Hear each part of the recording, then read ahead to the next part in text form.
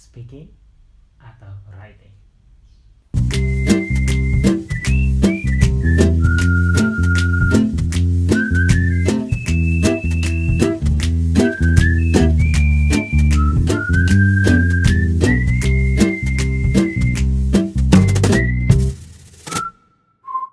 Bismillahirrahmanirrahim. Assalamualaikum warahmatullahi wabarakatuh. Bertemu kembali di Belajar Bahasa Inggris kali ini. Seberapa penting kita belajar bahasa Inggris? Sudah kita deliver videonya pekan kemarin, dan sekarang kita akan fokus ke 4 kemampuan di belajar bahasa Inggris. Tidak hanya di bahasa Inggris saja, sebenarnya di seluruh pembelajaran bahasa, 4 kemampuan ini wajib sekali dikuasai bagi yang memang ingin bisa disebut dengan mahir ataupun expert dalam menguasai sebuah bahasa. Bahasa Sunda, bahasa Jawa, bahasa Indonesia, bahasa Inggris, bahasa Malaysia, bahasa Melayu ya. Bahasa Melayu, bahasa Thailand, bahasa Jepang, bahasa Mandarin, bahasa Prancis, bahasa Latin, dan bahasa lainnya. Ini penting sekali untuk menguasai 4 kemampuan ini.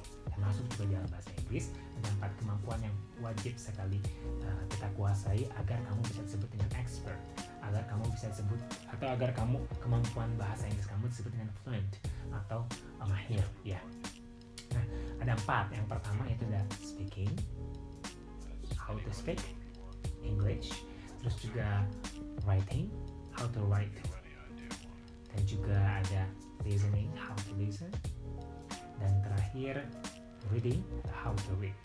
Jadi how to speak, how to write, how to listen, and how to read. Jadi 4 indera yang ada di tubuh kita sangat dimanfaatkan sekali untuk bisa menguasai 4 kemampuan bahasa Inggris ini. Nah, dari 4 kemampuan itu, mana yang lebih penting saat ini? Saat ini di era industri 4.0 ya. Ada banyak sekali riset, banyak sekali teori, banyak sekali tulisan-tulisan, artikel, dan juga bukan makalah ya, tapi lebih ke karya tulis yang memang bisa menjadi jurnal ya, bisa menjadi acuan bagi kita mana nih yang paling penting untuk kita kuasai, bagi kamu sebagai yang awam, bagi kamu yang guru, bagi kamu yang pebisnis, bagi kamu yang misalnya pembelajar yang sedang belajar atau yang murid ya. Ternyata beda-beda yang harus dikuasai. Mungkin bagi pebisnis kamu hanya cukup dengan speaking, cukup hanya satu orang mengerti, selesai. Bagi guru itu penting ketika kita bisa menyampaikan materi yang disampaikan, yaitu misalnya kita menulis jurnal, menulis sebuah karya tulis, itu writing kemampuannya. Tapi bagi kamu hanya yang memang penikmat bacaan ya, dan juga penikmat penikmat ya hiburan ya, bisa ke listening ataupun reading. Kalau reading membaca novel-novel bahasa Inggris ya, hiburan, jadi membaca berita-berita ya kan. Nah, untuk listening itu kamu yang hiburan pengen dengerin nyanyi, jadi ketika mendengarkan lagu tahu artinya, mendengarkan video di YouTube tahu artinya, tahu juga dan juga lainnya ya, begitu untuk listening. Nah, jadi sebelum kita mulai pokok bahasa ini, jawaban yang tadi di awal, mana yang lebih penting? Sebenarnya semuanya penting, betul ya. Tapi tergantung dari kebutuhan dari kalian sendiri. Kalau kalian butuhnya hanya untuk tadi hiburan, ya cukup listening saja, cukup reading saja, ya kan? Tapi kalau kamu pengen setiap hari dipakai, setiap hari berkomunikasi dengan orang lain, speaking wajib itu. Tapi kalau misalnya kamu hanya speakingnya agak sedikit malu gitu ya, dan kamu di otaknya penuh dengan tata bahasa, penuh dengan aturan-aturan, dengan grammar dan juga lainnya, ya di writing kamu harus fokuskan di situ. Jadi ada spesialis tertentu. Tapi untuk guru biasanya, untuk guru yang mengajar di sekolah, untuk guru atau dosen yang mengajar di kampus, biasanya mereka akan harus menguasai 4-4-nya, karena mereka harus mengajarkan kepada murid-muridnya bagaimana cara mendengarkan bahasa Inggris, videonya, audionya, bagaimana cara membacanya, pronunciation, dan juga memahami teks bacaan, dan juga bagaimana cara menulis sebuah karya tulis, menulis sebuah paragraf, menulis sebuah kalimat, ya kan? Dan juga bagaimana kita ngobrol minimal 1-2 kalimat berdialog menggunakan bahasa Inggris. Jadi untuk para guru, kalian wajib menguasai semuanya. Bagi kalian yang memang perlu spesialis tertentu, ya kamu harus fokuskan saja lah, pilih mau yang mana yang ingin kamu fokuskan ya. Nah, sekarang kita akan membedah sedikit, sharing sedikit terkait dengan 4 kemampuan tersebut. Nah, kita mulai dari yang memang yang paling mudah ya. Paling mudah itu adalah satu, listening. Bagi saya, belum tentu bagi orang lain. Kenapa di sini yang paling mudah listening? Karena di sini kamu hanya tinggal mendengarkan. Mau mendengarkan saja kalimat-kalimatnya, mau kamu mengerti atau tidak ya terserah gitu ya. Maksudnya tergantung dari kemampuan juga. Kamu mendengarkan kata I love you dan kamu tahu artinya, berarti ya udah, I love you, aku cinta kamu. Kamu mendengarkan lagu demons, misalnya ada kata demons berarti artinya setan, atau misalnya iblis ya udah artinya iblis, selesai. Tidak harus melihat konteks dari liriknya seperti apa. Itu beda lagi nanti ke pemahamannya, ke reading. Pemahaman dari liriknya ke reading, ke skillnya. Sementara listening ya sudah cuma mendengarkan saja. Oh ya, ada asupan lagu, asupan dialog, asupan video, ya tinggal dengarkan saja. Setelah itu udah selesai ya. Jadi maksudnya kalau kamu mengerti bisa kamu sampaikan kepada orang lain. Kalau kamu tidak mengerti dari audio tersebut, jangan berani untuk menyampaikan, karena akan ada miss meaning ya, atau penyalahartian dari makna si lagu tersebut, makna dari audio tersebut. Jadi untuk hiburan, untuk misalnya bukan hanya untuk hiburan sih listening itu ya, tapi memang ketika kamu ini akan nyambung ke speaking nantinya ya. Jadi ya untuk bisa mengerti orang lain ngobrol apa, dari film misalnya orang itu berdialog lagi ngomong apa, ya kita juga harus paham ya. Tapi memang tadi berbeda pemahamannya listening dengan nanti reading.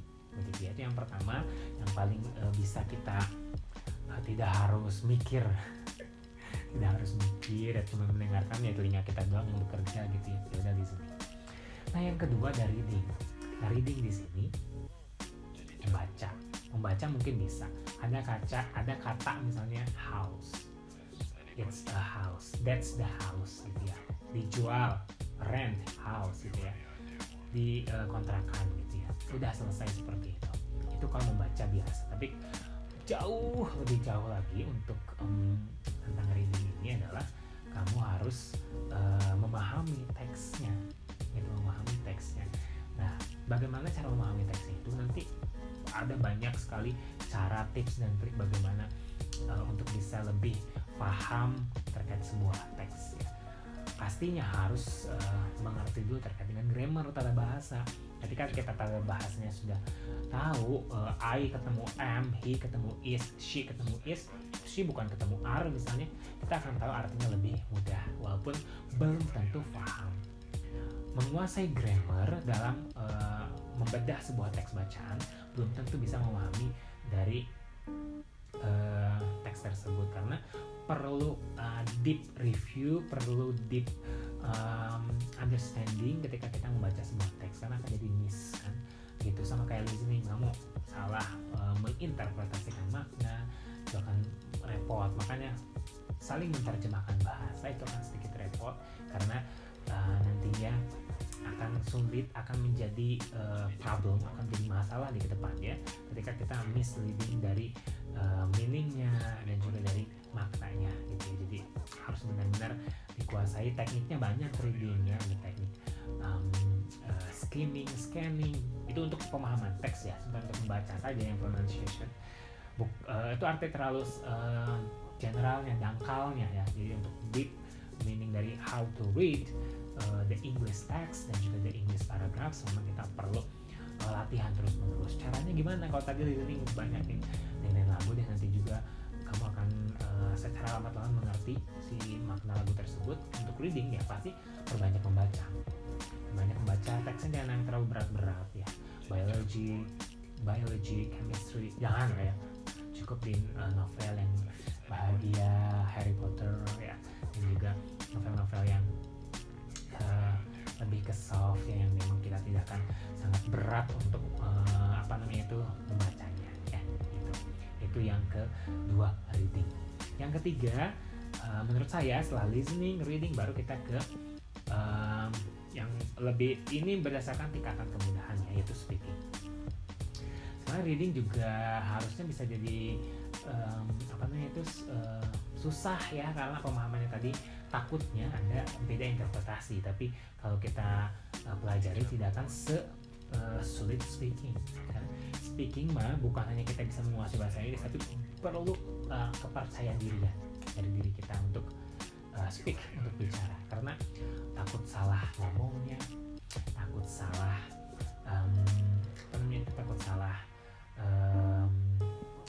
gesture-nya, takut salah penyampaiannya. Banyak kan takut speaking itu ya. Jadi ketika kita sudah mulai ngobrol dengan orang lain, how are you, I'm fine ya, do you hear blah blah blah ya, kamu sudah mulai enjoy situ. Walaupun grammarnya berantakan, itu tidak akan menjadi masalah bagi speaking, asal orang yang diajak oleh kamu ngobrol itu ngerti apa yang kamu bicarakan. Jadi kalau grammar tadi di reading juga perlu untuk bisa lebih memahami, di speaking juga perlu sebenarnya untuk bisa membuat bahasa Inggrisnya jadi lebih bagus. Tapi grammar lebih dikesampingkan ya untuk speaking. Kenapa? Kita aja di bahasa Indonesia ini, saya lagi ngobrol, ini belum tentu tata bahasa saya bagus dan juga benar dan tepat. Nah itu dia namanya daily language ya, daily bahasa sehari-hari. Di bahasa Inggris pun sama, tidak semua native speakers itu lengkap gitu dengan subjek, predikat, objeknya begitu ya. Mereka juga pasti ada yang dipotong, ada yang bukan lupa, yang memang sudah kebiasaan seperti itu, tidak usah pakai subjek, tidak usah begitu, tidak usah lengkap, pasti asal mereka yang diajak ngobrol sama kita mengerti ya. Jadi itu speaking. Lebih banyak latihannya adalah karena bahasa itu harus digunakan, jadi cari partner. Itu tidak ada cara lain selain kita bisa membuat bahasa Inggris kita speaking lebih bagus selain mencari partner ngobrol. Memang tidak harus bagus ngobrol bahasa Inggrisnya dia, tapi dia jadi media kita untuk kita ngeluarin bahasa, karena kalau bahasa itu bisa lupa kalau tidak dipergunakan ya. Dan juga cara yang paling simpelnya adalah speakingnya ngobrol depan kaca. Jadi anggap aja kaca yang ada di depan kita itu orang lain, kita ngobrol aja sendiri kayak radio monolog ya. Jadi biar nanti lancarnya, bukan lancar kita grammarnya bagus, tapi lancarnya kita punya kepercayaan dirian yang tinggi, kita bisa ngobrol bahasa Inggris dengan pede gitu ya, dengan ya sudah seadanya saja, tidak usah memikirkan grammar. Bukan berarti grammar tidak penting ya, tapi untuk yang bagi pemula, grammar itu kita kesampingkan dulu, baru kalau sudah kita punya PD-nya, kita mulai masukin sedikit-sedikit grammar ke dalam speaking kita ya, begitu. Dan terakhir bagi saya yang paling sulit adalah writing ya. Bukan paling sulit lah, yang penuh dengan tantangan gitu ya, penuh dengan stepnya banyak gitu ya. Bukan hanya stepnya menulis aja udah selesai, bukan, karena step writing terutama dalam menulis jurnal, menulis karya ilmiah, paragraf yang memang resmi ya begitulah. Jadi ada stepnya, tidak langsung harus ada topiknya, terus kalimat topik sentence-nya dan juga lainnya, perlu sangat detail di situ. Di situ makanya skripsi kenapa bisa jadi lama, karena itu tadi dosen merevisi banyak yang salah. Bukan salah, banyak yang kurang tepat misalnya begitu ya. Dari segi grammarnya harus betul, dari segi EYD-nya, tulisan hurufnya ada ketinggalan atau tidak ya kan. Dan misalnya house nggak ada E-nya jadi nggak ada house kan, nggak bacanya jadi house atau house.